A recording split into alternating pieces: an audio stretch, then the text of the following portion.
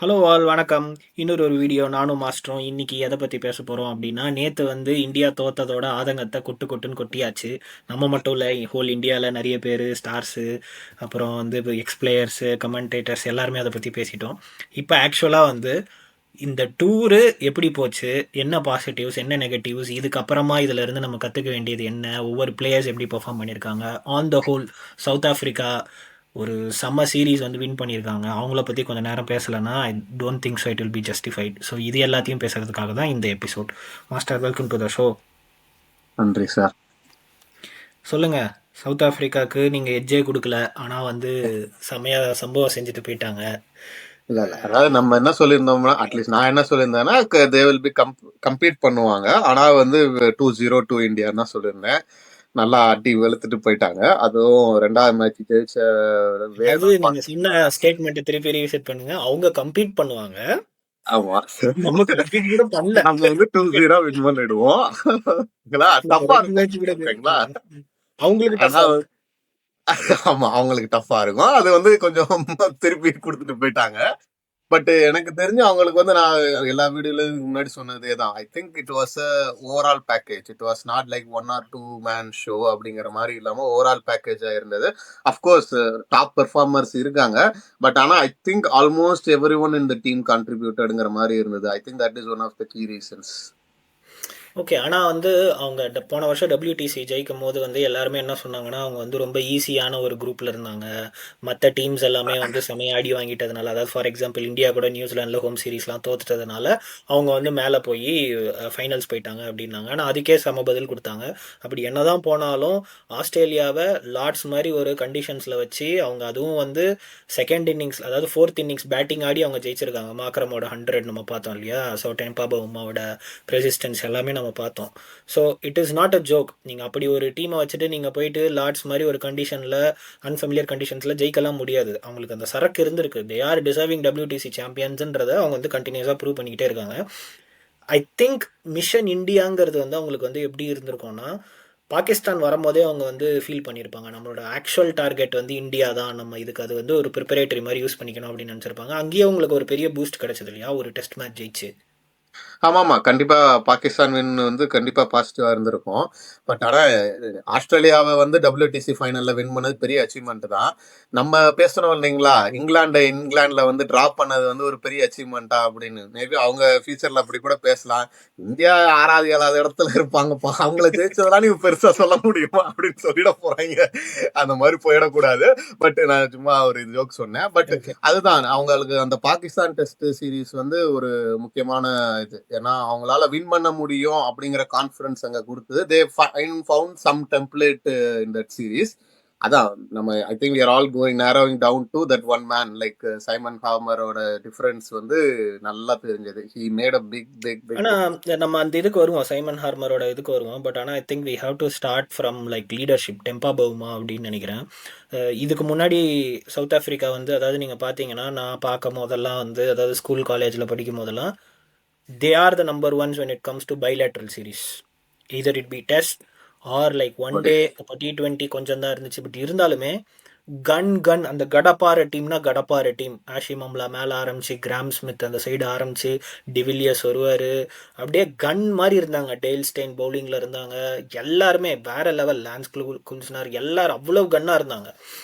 அதுக்கு முன்னாடி ஹர்ஷல் கிப்ஸ் இருந்தார், உங்களுக்கு தெரியும் இல்லையா? ஆனால் அவங்களுக்கு அந்த ஒரு இது வந்து என்னன்னா, எல்லாரும் சேர்ந்து அந்த இதில் கிளிக் ஆக மாட்டாங்க. ஒரு மெயின் டோர்னமெண்ட் வரும்போது ஏதோ ஒன்று நடந்துரும். அவங்க வந்து, அதாவது அவங்க பேரே வந்து என்ன, ஐசிசி சோக்கர்ஸ்ன்ற மாதிரி தானே சொல்லிக்கிட்டு இருந்தாங்க. டெம்பா பவுமா வந்து அவரோட கரியரில் எவ்வளோதான் ஹைஸ் அண்ட் லோஸ் இருந்தாலுமே, ஒரு டீமை கரெக்டாக அவர் வந்து எடுத்துகிட்டு போகிறதுக்கான அந்த கேப்பபிலிட்டி அவர்கிட்ட இருக்குது, அந்த லீடர்ஷிப் ஸ்கில் இருக்குது. அதாவது வந்து இண்டிவிஜுவலாக நீ எவ்வளோ பெரிய பிளேயராக வேணால் இருந்துக்கோ, ஆனால் டீமுக்குள்ளே வந்துட்டேன்னா உனக்கு இதுதான் ரோலு, நீ இதை வந்து இதை மட்டும் கரெக்டாக பண்ணு, நீ கீழே பவுலரா, நீ இந்த ரோலை பண்ணு அப்படின்னு வந்து அழகாக டீமை வந்து கோஆர்டினேட் பண்ணி எடுத்துகிட்டு போகிறாருன்னு நினைக்கிறேன். I think that's made a very big difference in South African cricket. So Temba ஆமா, Bavuma basically he is rebuilding the test team இல்லைங்களா? ஏன்னா நம்ம எல்லாரும் இன்னைக்கு இப்படி பேசிட்டு இருக்கோம். ஒரு 2 இயர்ஸ் மேபி பேக் போய் பார்த்தோம்னா they were in very bad state. I still remember ஏதோ ஒரு ஆஸ்திரேலியா சீரீஸ்க்கா எதுக்கோ சவுத் ஆப்பிரிக்கா T20 ஏதோ அவங்க லீக் நடக்கிறதுக்காண்டி they basically sent a B team or A team. ஆமாம் ஆமாம் ஆமாம். ஸோ அந்த சுச்சுவேஷன்ல தான் இருந்து அவர் இந்த அளவுக்கு கொண்டு இருக்காருன்னா, so basically he along with the support staff and the players he rebuilt this team. ஏன்னா நான் நேத்தே சொன்னேன் இல்லைங்களா, this team is also in transition, but they are just finding the footsteps and then started to believe themselves. நான் அந்த பிலீஃபும் திரும்ப சொல்றேன், ஏன்னா அந்த belief comes from the captain. So I am strong, I am there, we together as a team. அந்த belief வந்து இந்த டீமுக்கு வந்து இன்ஸ்டில் பண்ணிட்டாரு. தென் ஆப்வியஸ்லி நம்ம சொன்னதுதான், ஸ்கில்ஸ் இதெல்லாம் வந்து சவுத் ஆப்பிரிக்கால வந்து பஞ்சமே கிடையாது. Automatically it will come in place. It just the டிரான்சிஷன்ல வந்து அவங்களுக்கு கொஞ்சம் டவுட் வந்து, okay are we able to potentially play at this level, அந்த இதெல்லாம் வந்து I think they are realising now I can play across any continent அப்படிங்கிறது வந்து அவங்களுக்கு கான்ஃபிடன்ஸ் கொடுத்துருக்காரு. Okay. I think pick of the series, அதாவது man of the சீரீஸே வந்து சைமன் ஹார்மர் தான். அவர் இங்கே வரும்போது வந்து மேபி ரொம்ப ஒரு சிலர் தான் வந்து அவரை பற்றி கொஞ்சம் பேசியிருப்பாங்க. அவர் வந்து அப்படி ஒரு பவுலர் இருக்காருன்னு கூட நம்ம யாருக்கும் தெரிஞ்சிருக்காது. பட் ஆனால் நான் வந்து எனக்கு நேற்று தான் நான் ஒரு விஷயம் படித்தேன். அவர் 2016 டெஸ்ட் டீம்லேயே இருந்திருக்காரு. அவர் வந்து 15 நினைக்கிறேன், 15 16. 16 அதுக்கப்புறம் ஃபுல்லா இங்க கவுண்டில விளையாண்டுருக்காரு. கவுண்டியில தான் விளையாடி இருக்காரு. பட் ஆனால் வந்து 1000 ஃபர்ஸ்ட் கிளாஸ் கிரிக்கெட்டோட விக்கெட்ஸ் வச்சிருக்காரு. Proper off spinner. அவர் வந்து இந்த கண்டிஷன்ஸை எவ்வளவு சூப்பராக யூட்டிலைஸ் பண்ணிக்கணுமோ யூட்டிலைஸ் பண்ணிட்டாரு. ஒரே ஒரு விஷயம் இதை சொல்லிட்டு will go into Simon Harmer. 2016 வந்தப்போ அவர் ஏன் வந்து அவ்வளோ எஃபெக்டிவாக இல்லைன்னா, அவருக்கு அகெயின்ஸ்டாக அதிகமாக ரன் அடித்த பேட்ஸ்மேன் யாருன்னா முரளி விஜய். முரளி விஜய் நம்மளுக்கு தெரியும்ல, he is a very good player of spin. So Simon ஹார்மர்ன்ற த்ரெட்டை அவர் வந்து பயங்கரமாக நியூட்ரலைஸ் பண்ணியிருக்காரு 2016 சீரீஸில். இல்ல அது போய் எக்ஸ்பீரியன்ஸ் மேட்டர்ஸ் இல்லைங்களா? ஏன்னா நீங்க சொல்றபடி பார்த்தா ஏன்னா அந்த டீம்ல வந்து ரஹானே இருந்திருப்பாரு, புஜாரா இருந்திருப்பாங்க, கோலி இல்ல நான் பவுலிங் எக்ஸ்பீரியன்ஸ் ஹார்மருக்கு இப்ப நிறைய கிடைச்சிருக்குன்னு சொல்றேன். கண்டிப்பா கண்டிப்பா பவுலிங் அது போக India was different like batting team at that time. But எனக்கு வந்து இவர் வந்து இருக்கு. ஆமா ஆமா கண்டிப்பா கண்டிப்பா will be like a dream series மாதிரி கூட எடுத்துக்கலாம் அவர் ஃபார் ஸ்பின்னர் இல்லைங்களா. ஸோ எனக்கு வந்து அவர் வந்து பிளேயர் ஆஃப் த சீரிஸ் புரிஞ்சது. எனக்கு வந்து சர்ப்ரைஸ் பேக்கேஜுங்கிறது எனக்கு என்னமோ ஆன்சன், ஓகேங்களா. ஏன்னா அவர் இவ்வளவு விக்கெட்ஸ் எடுப்பாருன்னு நான் நினைக்கல. அதுவும் அவருக்கு அந்த சைடு வந்து இன்னொரு ஒரு ஃபாஸ்ட் பவுலர் சப்போர்ட்டும் கிடையாது. ஆமா ஆமா ஆமா தனி ஃபாஸ்ட் பவுலரா வந்து, அண்ட் இந்த விக்கெட்டும் வந்து ஃபாஸ்ட் பவுலருக்கு ஹெல்ப் பண்ணும் அப்படின்னு சொல்ற விக்கெட் எல்லாம் கிடையாது. கரெக்டா, அது பால் ஒன்னும் அப்படி இப்படி அலையில. ஆனா நீங்க சொன்ன மாதிரி நீங்க கரெக்டா சொன்னீங்கன்னு நினைக்கிறேன். அவங்களுக்கு அந்த பிச்சில் ஷார்ட் பிச்சு ஏதோ பண்ணுது அப்படிங்கிற ஒரு இது தெரிஞ்சுது. அதையே ப்ரெசிஸ் பண்ணாங்க அண்ட் தே காட் இட். இப்போ வரைக்கும் எனக்கு ஏன் புரியல, நீங்கள் அதே கொஸ்டின் கேட்டீங்க அன்றைக்குமே. நம்ம அனலிஸ்ட் அதை பற்றி ஒரு வார்த்தை கூட பேசலையா? 164 ஓவர் போட்டிருக்கோம், கொஞ்சம் வந்து மேலே ஏற்றி கொஞ்சம் ஷார்ட்டாக போடுங்கப்பா அப்படின்னு நம்ம அனலிஸ்ட் பிக் பண்ணலையான்னு தெரியல.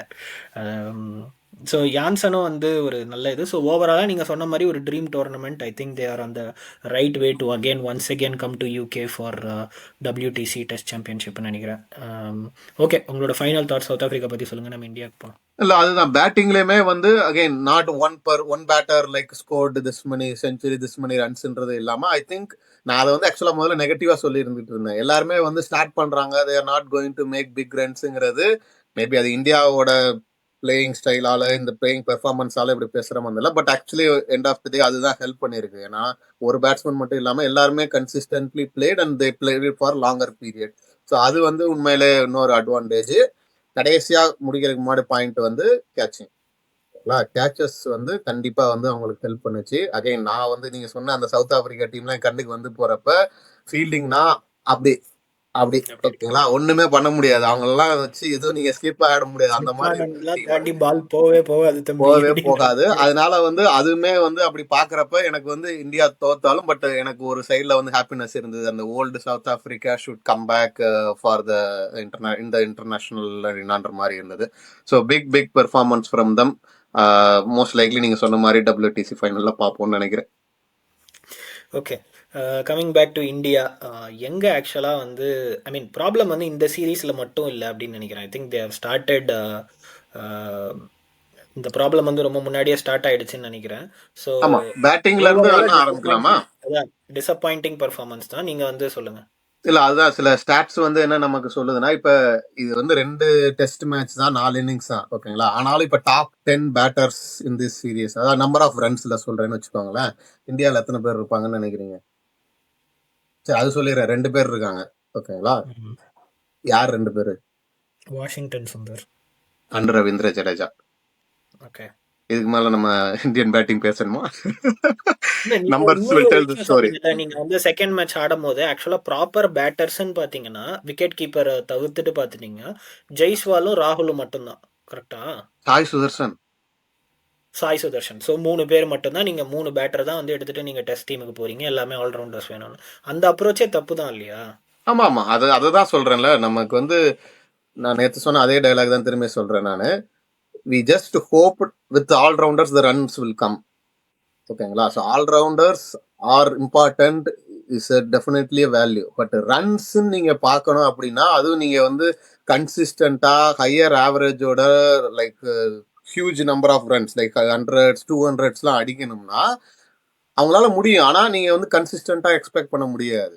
ஸோ உங்களோட அப்ரோச் வந்து கிளியரா இருந்திருக்கணும். Okay, I want this many runs, நான் 400 கண்டினியூஸா நான் அடிக்கணும் அப்படின்னு சொன்னா யூ நீட் ப்ராப்பர் பேட்டர்ஸ். ம், ம். அதேதான். என்ன பொறுத்தவரைக்கும் திருப்பி ஒரு விஷயம் ரொம்ப ஸ்ட்ரெஸ் பண்றது என்னன்னா, நீங்க டெஸ்ட் பேட்ஸ்மேன்ஸ்னால they can perform very well in the white ball tournament. அதுவும் எல்லாராலையும் முடியாது. கண்டிப்பா எல்லாராலையும் முடியாது. பட் ஆனா there is a high probability that they can shine in the white ball tournaments. But ஆனா நீங்க வந்து ஒரு T20 ஐபிஎல் மாதிரி ஒரு லீக்ல இருந்து அதுல நீங்க வந்து இம்பாக்ட் பிளேயர்னு ஒரு ரூல் இருக்கு. ஸோ இப்படியெல்லாம் இருக்கிற ஒரு டோர்னமெண்ட்ல இருந்து நீங்க அதுல இருந்து ஒரு செலெக்ஷன் கிரைட்டீரியாவை நீங்க எடுத்துட்டு வந்தீங்கன்னா, they are not built for test. நீங்க வந்து அந்த பிளேயரை நீங்க வந்து அந்த செலெக்ஷன் மெத்தடு தான் தப்பு அப்படின்னு நான் சொல்றேன். இப்போ ஃபார் எக்ஸாம்பிள் நீங்க நிதிஷ்குமார் ரெட்டி கிட்ட நீங்க வந்து அரை நாள் பேட்டிங் ஆடு நீங்க எப்படி எக்ஸ்பெக்ட் பண்ணிருக்க முடியும்? நீங்க வேணா 4 ஓவர்ல மேட்சை முடி அப்படின்னு வேணா எக்ஸ்பெக்ட் பண்ணிருக்கலாம். கரெக்டா? நீங்க அதை ஏன்னா அவர் 3வது பால் வந்து ரிவர்ஸ் ஸ்வீப் ஆடுறாரு மாஸ்டர். 9th டவுன்ல வந்துட்டு 3வது பால் ரிவர்ஸ் ஸ்வீப் ஆடுறாரு. ஏன்னா அவர் வந்து அதுக்கு தான் ப்ரிப்பேர் ஆயிருக்காரு. இப்போ நீங்க டெஸ்ட் டீமை பில்ட் பண்ணணும்னா நீங்க சாலிடா ஒரு ஃபவுண்டேஷனல் பிளேயர்ஸ் எடுத்துட்டு வந்து ரஞ்சி டிராஃபில நீங்க விளையாடுங்க, லிஸ்டியில் விளையாடுங்க, ரெட் பால்ல பெர்ஃபார்ம் பண்ணுங்க, அவங்களோட டெக்னிக் எப்படி இருக்குன்னு பாருங்க, இப்படி பில்ட் பண்ணுங்க. தப்பே இல்லையே. இப்போ நம்மளுக்கு டெஸ்ட் எக்ஸ்பர்ட்ஸ்னு தனியாக இருந்திருக்காங்களே, காலங்காலமாக இருந்திருக்காங்களே. சச்சின் டெண்டுல்கர், விராட் கோலியை விட்டுருங்க, அவங்க வந்து எல்லா ஜென்ரேஷன்லயும் அப்படி பிளேயர்ஸ் இருக்க மாட்டாங்கல்ல. மேபி இந்த ஜென்ரேஷன்ல கில் அப்படிப்பட்ட பிளேயரா இருக்கலாம். எல்லா ஃபார்மேட்டும் விளையாடலாம். லோக்கல் டோர்னமெண்ட்ஸ் விளையாடாம அவரால் இன்டர்நேஷனல் கிரிக்கெட்ல கான்ட்ரிபியூட் பண்ண முடியும். ஆனா 95% பிளேயர்ஸ் அப்படி இருக்க மாட்டாங்க. They need some time for preparation. என்ன ஆங்கிளில் யோசிக்கணும், என்ன மாதிரி அவங்களுக்கு வந்து இது வரணுன்றது இருக்கணும்ல. ஸோ அதனால நீங்க வந்து அந்த இதை வந்து நம்ம வந்து திருத்திக்கணும் அப்படின்னு நான் நினைக்கிறேன். Indian cricket it's high time to look for building the test team overall அப்படின்னு நான் நினைக்கிறேன். ஆமாமா, அது மஸ்ட். நாம எனக்கு இன்னும் அந்த கொஸ்டின் தான். இந்த I think I am still questioning back the staffs like who are supporting with data analysis எல்லாமே வந்து நமக்கு கிளியரா தெரியுது. பேட்டிங் வந்து டவுன்வர்ட் ட்ரெண்ட் இருக்கு. Even with the likes of like Virat Kohli, Pujara எல்லாரும் இருக்கிறப்பயே வந்து இந்தியாவில் வந்து ஸ்பின் டாமினன்ஸ் வந்து குறைய ஆரம்பிச்சிருச்சு. இதை யாரும் ஐடென்டிஃபை பண்ணி பார்த்துருக்க மாட்டாங்களா? இதை வந்து சொல்லியிருக்க மாட்டாங்களா? இதுக்கு வந்து ஸ்டெப்ஸ் எடுத்திருக்க மாட்டாங்களா? அதுவே ஒரு பெரிய கொஸ்டின் மார்க் இருக்கு. நம்ம அதை தான் நம்ம நம்ம அந்த ஸ்டார் கல்ச்சர் அதுக்குள்ள போக வேண்டாம். ஆனா மற்ற டீம்ஸ்லாம் இது வந்து ஆப்வியஸ்லி கம்யூனிகேட் பண்றதுக்கு சான்சஸ் அதிகம் இல்லைங்களா? ஸோ அது அது வந்து பிளேயர் ஷுட் ரெஸ்பெக்ட் தட்டுங்கிறது என்னோட வியூ. ஏன்னா இப்ப நம்ம இந்த லூஸ் பண்ண மேட்சஸோட நம்பர்ஸ் நான் ரீட் பண்றேன். இந்தியாவோட பேட்டிங் ரன்ஸ் நியூசிலாந்து சீரீஸ்ல வந்து we started with I think 46 all out. அடுத்தது வந்து 462, அதுலேயே செகண்ட் இன்னிங்ஸ் அடிச்சாங்க. அது வந்து பிச்சு மாறிடுச்சு. 156, 245, 263, 121. இப்ப 189, 93, 201, 140. இது வந்து எப்ப இந்த மாதிரி ஸ்கோர் நமக்கு வரும்னா ஆஸ்திரேலியா போனா இல்ல சவுத் ஆப்பிரிக்கா போனா இந்த மாதிரி நம்ம இந்தியா ஸ்கோர் இருக்கும். இது நம்ம படிச்சது இந்தியால நடந்த 5 டெஸ்ட் மேட்சோட ஸ்கோர். ஸோ அது கிளியரா நமக்கு சொல்லுது வந்து உங்களோட பேட்டிங் இஸ் இன் டெக்ளைனிங். இன்ஃபேக்ட் இதுக்கு முன்னாடி நான் ஸ்டாட்ஸ் எடுத்திருந்தேன்னா இன்னும் அதுல கொஞ்சமாச்சும் ட்ரெண்ட் தெரிஞ்சிருக்கும். கரெக்டா? ஸோ அதை முன்னாடியே இவங்க ஏன் எடுத்துக்கல அப்படிங்கிறது எனக்கு இன்னும் தெரியல. ஏன்னா அவ்வளோ இப்போ டேட்டா அனாலிசிஸ் அவ்வளோ இது எக்ஸ்பர்டைஸ் வந்துருச்சு. So maybe again we all say, right, it's still humans who needs to do the things. ஆமாம், கரெக்ட். ஸோ ஓவராலாக வந்து பெரிய ஒரு டிசப்பாயிண்டிங் பர்ஃபார்மன்ஸ் தான். நான் வந்து இப்படி கேட்குறேனே இந்த கொஸ்டின், என்ன நடக்கும் அப்படிங்கிறது நம்மளுக்கு தெரியாது. ஆனால் நீங்கள் என்ன நடக்கணும்னு நினைக்கிறீங்க? இப்போ இருக்கிற டீமில் யாரெல்லாம் திருப்பி இன்னொரு டெஸ்ட் மேட்ச், அதாவது இப்போது நெக்ஸ்ட் 10 டேஸில் இன்னொரு ஒரு டெஸ்ட் மேட்ச் இருந்துச்சுன்னா இல்லை ஒரு டெஸ்ட் சீரிஸ் புதுசாக இருந்துச்சுன்னா இவங்கெல்லாம் என்னை பொறுத்த வரைக்கும் இந்த டெஸ்ட் டீமில் இருக்கலாம். அப்படி இல்லைனா வந்து திருப்பி இவங்க வெளியில் போயிட்டு அவங்க வந்து ரெடி பண்ணிட்டு திருப்பி டெஸ்ட் டீமில் வரணும் அப்படின்னு இப்போ இருக்கிற ஸ்குவாட்ல இருந்து யாரெல்லாம் நீங்கள் சொல்லுவீங்க?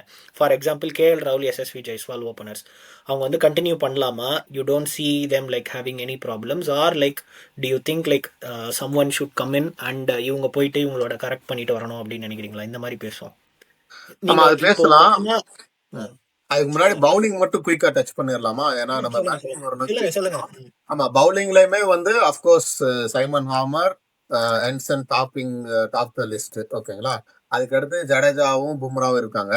நமக்கு அட்லீஸ்ட் ஒரு பாசிட்டிவ், அதாவது ரொம்ப நாளைக்கு முன்னாடி நடந்த மாதிரி ஒரு விஷயம் இருக்கு. டே 1 பும்ரா வந்து அந்த பிட்ச்ல 5 விக்கெட்ஸ் எடுத்தாரு. ஓகேங்களா?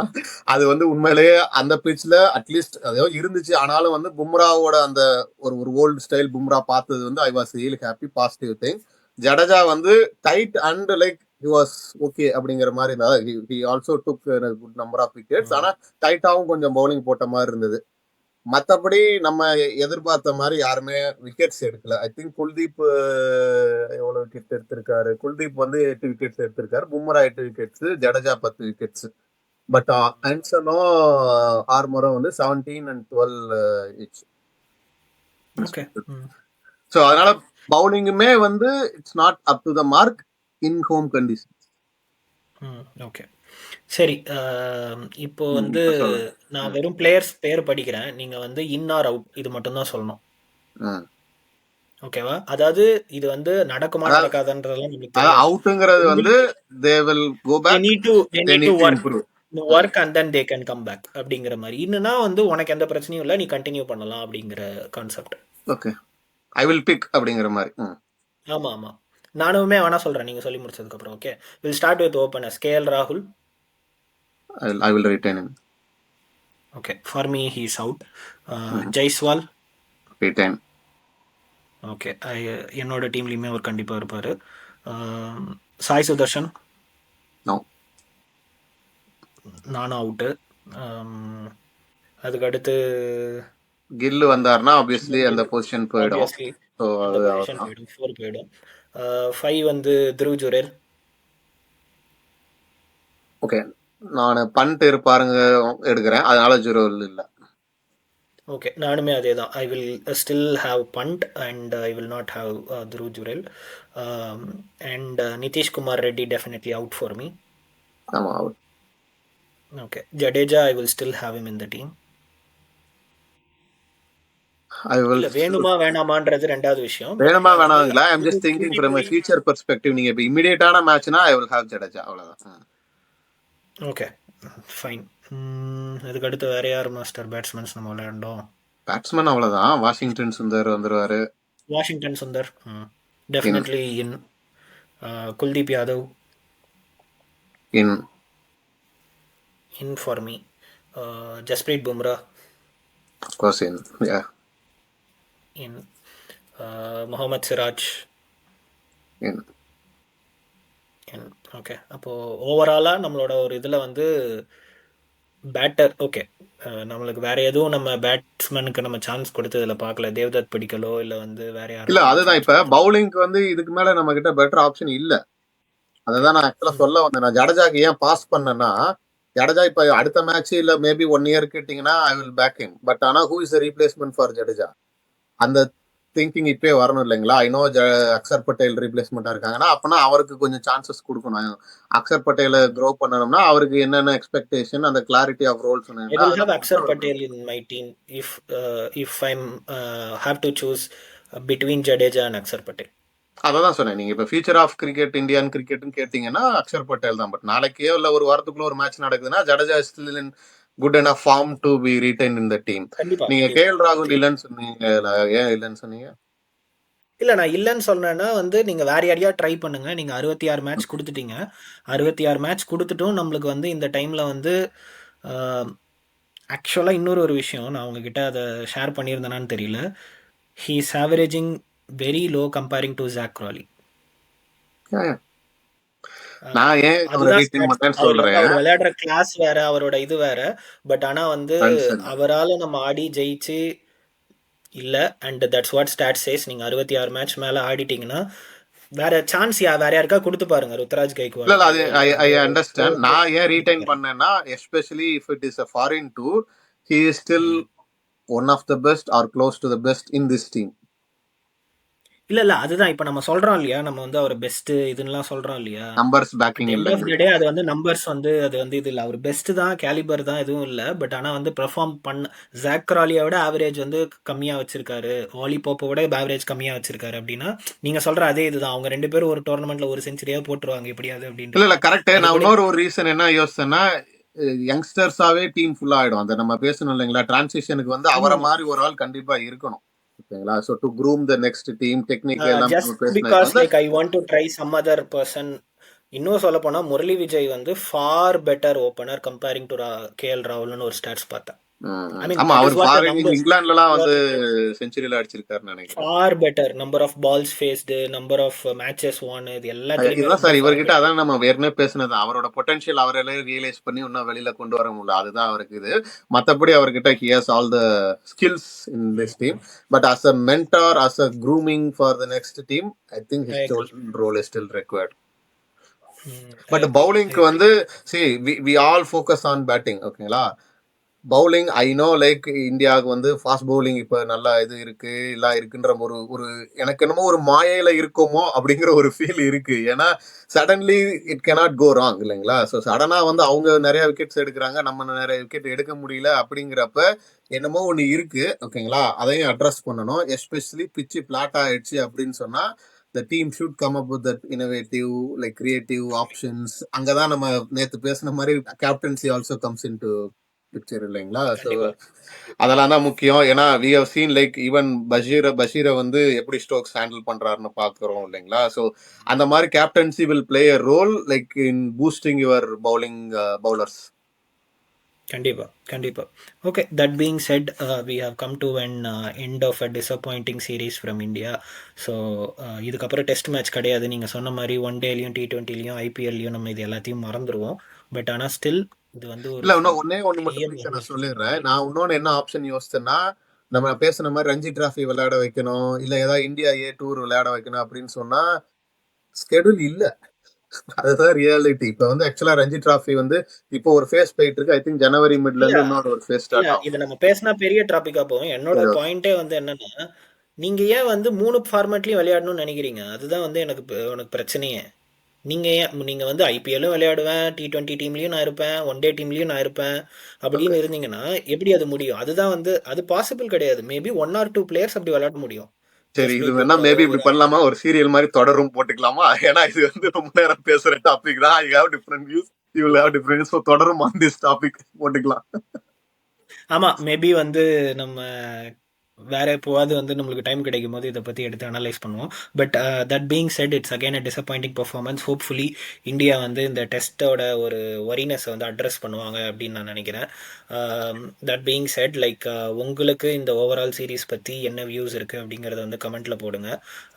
2-3 பேர் வந்து நிறைய கமெண்ட்ஸ் பண்ணியிருந்தீங்க. நாங்கள் அதை எடுத்து படிக்கிறதுக்கு எங்களுக்கு ஆக்சுவலாக வந்து டைம் இல்லை. பட் ஆனால் வந்து கண்டிப்பாக அதை வந்து எடுத்து உங்கள் பேரை சொல்லி நாங்கள் அடுத்த போட போகிற வீடியோஸில் ஏதாவது ஒரு 2-3 வீடியோஸில் நாங்கள் அதை கண்டிப்பாக ஒரு 5 மினிட்ஸ் பேசுகிறோம்.